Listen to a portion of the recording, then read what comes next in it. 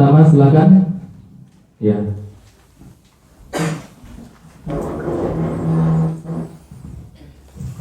Assalamualaikum warahmatullahi wabarakatuh. Waalaikumsalam warahmatullahi wabarakatuh. Perkenalkan, nama saya Muhammad Walfid. Izinkan saya bertanya, Ustaz. Bagi seorang dai, ketika kita diundang ke suatu masjid atau suatu majelis, kita kan memiliki mazhab pribadi yang kita anut, misalnya mazhab Syafi'i. Sedangkan kita diundang ke suatu majelis ilmu. Di majelis ilmu itu orang itu berpegang kepada mazhab Hanafi, beda mazhab. Terus gimana tuh Ustaz cara menyikapinya agar kita tuh sama mereka tuh tidak bertentangan? Sekian, terima kasih. Assalamualaikum warahmatullahi wabarakatuh. Waalaikumsalam. Baik, itu pertanyaan yang pertama. Kita masuki untuk yang pertanyaan kedua. Silakan tunjuk tangan.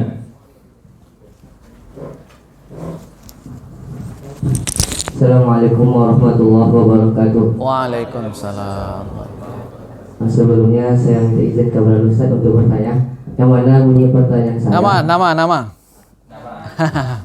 Nama yaitu Albino Saputra, asal sekolah Pondok Pesantren Islamic Center Hidayah Kampar. Bunyi pertanyaan saya, ketika ada khatib yang diundang untuk mengisi khutbah, ketika khatib itu berkhutbah, maka ada salah satu rukun yang tinggal, misalnya sholawat yang tinggal. Jadi untuk para jamaah, apakah sholat para jamaah itu harus diulang? Terus bagaimana para jamaah yang tidur ketika khutbah itu? Yang molor atau tidur ketika khutbah itu berlangsung, bagaimana cara Ustaz? Wassalamualaikum warahmatullahi wabarakatuh. Waalaikumsalam. Ya, terima kasih kepada saudara Tino. Kami tanya balik ya, ini tidur atau tertidur? Ya. Tertidur ya. Baik, untuk pertanyaan yang ketiga, yang terakhir, silakan saudara-saudara yang memiliki pertanyaan tunjuk tangan, silakan. Ya. Assalamualaikum warahmatullahi wabarakatuh. Waalaikumsalam warahmatullahi wabarakatuh. Perkenalkan, nama saya Muhammad Aditya Nugraha. Saya dari Ponpes Muallimin Muhammadiyah Bangkinang. Saya minta izin untuk bertanya, Ustaz. Ya. Pertanyaan saya itu, bagaimana cara agar tidak gugup saat tampil di depan umum, Ustaz? Ya. Sekian, terima kasih. Assalamualaikum warahmatullahi wabarakatuh. Waalaikumsalam warahmatullahi wabarakatuh. Baik, itulah pertanyaan yang telah kita kumpulkan sebanyak 3 buah pertanyaan, dan kita masuki sesi berikutnya, yakni menjawab oleh Ustaz Tamarudin SPD. Waktu dan tempat kami persilahkan dengan hormat. Baik, terima kasih. Tes.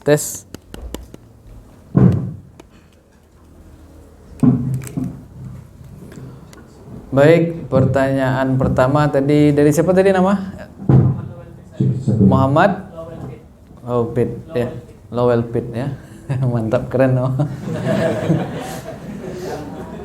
Terkait tentang masalah kalau kita diundang di tempat yang berbeda mazhabnya gitu ya. Dan sebelumnya, realitas di Indonesia ini kan pada umumnya mazhabnya Syafi'i ya, pada umumnya.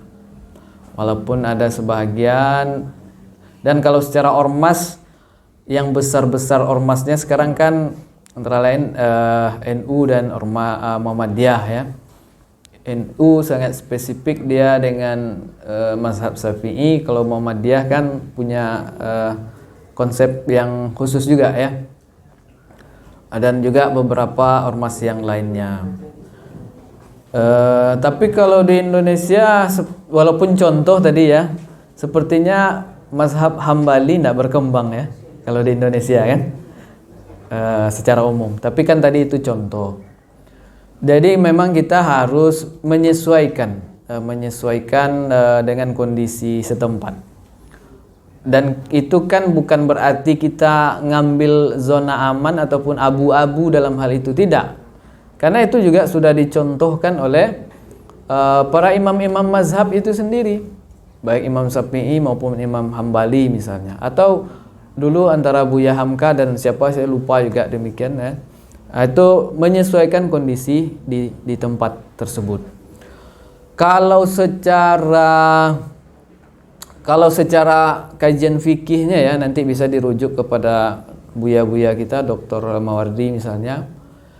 Ada sebuah kaidah yang disampaikan oleh para ulama, mazhab yang menjadi pilihan penguasa, maka itulah yang menjadi mazhab umat. Itu menghakimi seluruh perbedaan. Cuman kan kalau dalam konteks Indonesia tidak ada secara tegas seperti itu ya. Nah, kalau kita lembutkan lagi, kompromikan lagi, misalnya di sebuah masjid dengan kaidah yang tadi itu ya, lebih cenderung dia kepada mazhab Syafi'i, ya ikuti saja. Kalau enggak, itu terjadi kan. Karena kalau pengurusnya orang berilmu juga, dia bisa memahami. Kalau awak misalnya tabuk-buk awak dengan manhaj awak ya, ataupun mazhab awak, bisanya memahami. Tapi kan masyarakat umum tidak bisa seperti itu kan. Kan tidak semuanya berilmu. Ataupun mereka kadang mengetahui tentang persoalan itu, tapi dia tidak tahu tingkatan hukumnya. Umpamanya di sebuah masjid tuh baca bismillahnya jahar kan, terbaca dia sir kan. Itu kalau yang masyarakat yang tingkat pemahamannya belum sampai bisa memilah-milah itu, asal-asal tidak sah solat betul tak? Mau ulang di rumah solat dah. Itu kondisinya. Jadi lebih amannya sesuaikan aja lah kan itu kan. Ini contoh. Saya termasuk dalam hal ini, kalau disuruh jadi imam, di samping awak hendak jua pun kan terlalu fasih bacaan, lebih cenderung saya menyuruh orang tempatan untuk jadi imam. Ataupun kalau nanti disuruh jadi imam, bertanya dulu, apakah zikirnya di sini setelah sholat jahar atau bagaimana? Pernah saya lupa sholat di sebuah masjid, kemudian membaca Al-Fatihah tidak pakai basmalah. Sampai di rumah dapat WA, dapat SMS kan, Ustaz, di masjid ini baca Al-Fatihahnya harus dengan bismillah yang jahar gitu. Pernah sekali itu saja. Tapi pernah juga saya kasus mengisi khutbah Jumat di sebuah tempat. Itu kan ada kan azan pertamanya itu kadang kan di luar waktunya ya, belum masuk waktu sholat itu dia azan pertama kan. Tapi ada juga yang azan pertamanya setelah masuk waktu. Jadi waktu itu terjadi yang seperti itu kan. Kemudian ketika itu saya kira itu karena agak terlambat juga kan. Saya kira sebelumnya sudah ada azan pertama. Maka langsung saya setelah itu naik mimbar. Sudah sampai di podium, sudah sampai di mimbar. Akhirnya turun lagi karena masih ada azan yang keduanya. Nah, persoalannya ketika itu pengurus masjidnya nggak ngasih tahu, dan kita termasuk baru sekali itu ngisi khutbah di sana. Ada lain sebagainya ya. Jadi memang ini harus, dan ketika itu agak bekare lo pengurus masjidnya kan. Ambo sangko apa Pak Cendol biasa tempat yang lain gitu ambo kan. Dengan agak ketusnya jawab, "Ndaknya siko cendeko dari dulu." Ini lombo ngijen kan. Padahal seharusnya awak uang bau, seharusnya dikasih tahu ya kan. Karena ndak seluruh penerapannya itu sama di lapangan kan. Tapi itulah dan seorang dai ada tadi yang terlupa saya nyampaikan, harus memiliki stok kesabaran yang lebih daripada orang biasa. Karena nanti banyak itu persoalan-persoalan yang akan kita jumpai di lapangan. Ya, jangan dianggap kita nanti akan dihormati oleh seluruh masyarakat, tidak. Orang-orang yang kurang ilmunya itu kadang tidak peduli, ada sama atau orang dia mau ustadz mau ndak ya kan. Etikanya kadang tidak ada kan. Itu kadang akan kita jumpai, dan dalam hal itu harus kita bersabar. Jangan lo bekok kan niko pengurus ko ndak hormati adanya, ndak hargai adanya, esok ndak akan datang ke mail. Tugas kita berdakwah kan, memperbaiki keadaan umat. Itu Muhammad tadi satu pertanyaan dua. Satu ya. Jadi makanya dimanapun tempat kita mau acara, mau nyampaikan dakwah, akan lebih baik kalau kita mengetahui informasinya. oh iko masoji iko tompek iko banyak orang pemahamannya contoh iko, ya. Kemudian kalau tompek iko contoh iko lo kan akan lebih baik sehingga awak ndak salah masuk. Nah, itu bahasa ya kan, sehingga bisa pas. Itu mungkin Muhammad jawabannya. Pertanyaan kedua tadi dari siapa ya? Siapa tadi yang dari Islamic Center? Alpino ya. Ada dua tadi pertanyaannya. Yang pertama tentang kalau kurang rukun khutbah.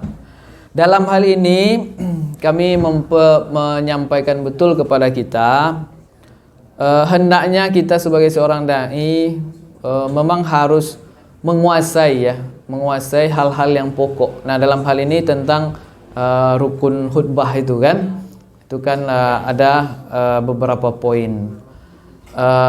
Dan harus betul-betul kita persiapkan. Kalau takut lupa, catat aja, tulis aja kan, mukaddimahnya, kemudian apa puji-pujian, kemudian solawat, sahadat, solawat dan seterusnya itu kan. Kalau takut lupa untuk awal-awal tuh umpamanya kan dicatat aja, sehingga tidak tertinggal. Nah, bagaimana kalau terkait tertinggal? Ini dari yang saya baca ada beberapa versi kan. Kalau yang ketat itu mereka memang betul-betul harus diulang gitu kan. Pernah saya di sebuah masjid sehingga di pinggir jalan ini juga sepanjang jalan Pekanbaru lupa khatibnya baca syahadat. Ketika khatib itu turun ada jamaah yang interupsi lalu diulang rukun-rukunnya kan, rukun-rukunnya aja tidak ulang khutbahnya. Ada yang seperti itu. Ada juga yang tidak terlalu ketat sehingga ya lupa rukun itu tidak ada persoalan. Dalam arti persoalan maksudnya itu kan itu perkara yang ada beberapa pendapat menyikapi persoalan tersebut. Tetapi untuk jalan tengahnya saya sangat menganjurkan kepada kita jangan meremehkan, ya, artinya betul-betul disiapkan. Nah, terkait tentang pertanyaan tadi seperti itu ya jawabannya. Tergantung pemahaman yang seperti apa yang menilainya, ya, pemahaman yang seperti apa, apakah yang ketat atau yang lebih moderat, ya. Tetapi saya sekali lagi walaupun nanti memilih moderat, jangan meringan-ringankan, karena sunnahnya Rasulullah menyampaikan khutbah ataupun para ulama juga sudah membukukannya itu ya, dengan rukun-rukun yang ada, ya, dengan rukun-rukun yang ada. Itu pertanyaan pertama. Kemudian pertanyaan kedua terkait orang tidur. Ada dua nih. Pertama, kita sebagai seorang dai, ya, jangan sampai kita ini seperti obat tidur orang kan. ada orang menyampaikan kalau payah mato lolok nyepe dongan ustaz ceramah di masjid. Telolok mato aja kan. Nah, sunnahnya itu khutbah itu kan harus didengarkan dengan sebaik-baiknya, ya. Jamaah harus mendengarkan karena itu pesan-pesan. Inilah bedanya kan sholat yang lain dengan sholat Jumat. Maka kalau kita posisinya sebagai jamaah, usahakan menahan kantuk untuk mendengarkannya. Ya, kemudian kita sebagai khatib usahakan untuk agak menghidupkan suasana, dalam arti jangan bikin orang tertidur gitu. Ada sebuah masjid Al-Falah, salah satu masjid yang juga terkenal setelah Joko Karian. Itu pengurusnya ada yang menetapkan sebuah katakanlah apa namanya, aturan atau apa gitu kan, bagaimana khatib itu khutbah tanpa teks. Tapi kalau dalam tadi kan rukun-rukun itu harus hafal kan, karena kadang kalau pakai teks itu baca ya teks kan membuat orang ngantuk kan, tidak memahami dan tidak melihat kondisi yang ada. Nah, tujuan beliau pengurus itu menyampaikan untuk bagaimana khutbah itu hidup, ya, sehingga tidak membuat orang terkantuk. Lalu apa hukumnya kalau tertidur? Saya sampai sekarang belum menjumpai hukum yang seperti itu ya. Hukum dalam arti hukumnya orang tertidur tuh batalkah Jumatnya atau haramkah atau apa ya? Tidak sampai seperti itu ya. Tidak sampai seperti itu.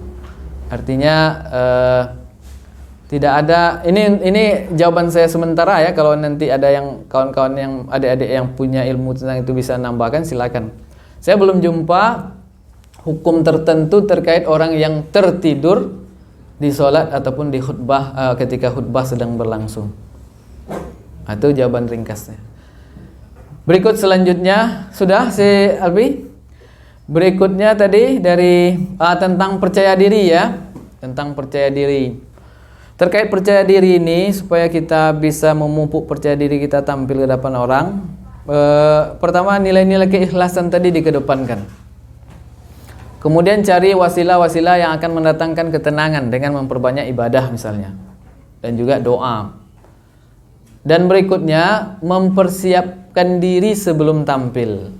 Ya, ada sebuah ungkapan yang mengatakan barang siapa yang naik panggung tanpa persiapan, maka dia akan turun panggung tanpa penghormatan.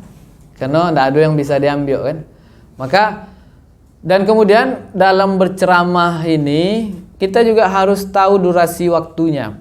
Kalau dia kajian maghrib sampai isya misalnya, ataupun di waktu yang lainnya juga yang panjang dia, nah kita harus memastikan poin-poin materi yang kita miliki memadai untuk durasi waktu yang tersedia. Ya. Nah, begitu juga khutbah Jumat. Khutbah Jumat kita sesuaikan ya poin-poin pokok yang akan ingin kita sampaikan.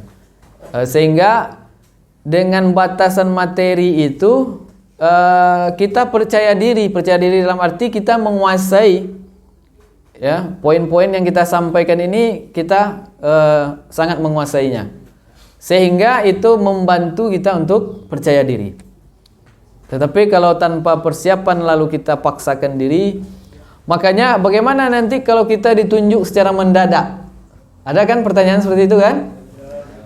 Ait Korni seorang ulama juga yang dia banyak nulis buku, beliau menyampaikan kalau kita ditunjuk secara mendadak ya, maka sampaikan materi yang paling kita kuasai. Dalam sebulan kok kan tentu ada jadwal ceramah awak muatan kan. Apa dari sebulan tu apa materi yang paling awak kuasai? Ketika awak ditunjuk mendadak, nah langsung aja materi itu sampaikan. Dengan sedikit penyesuaian tentunya kan.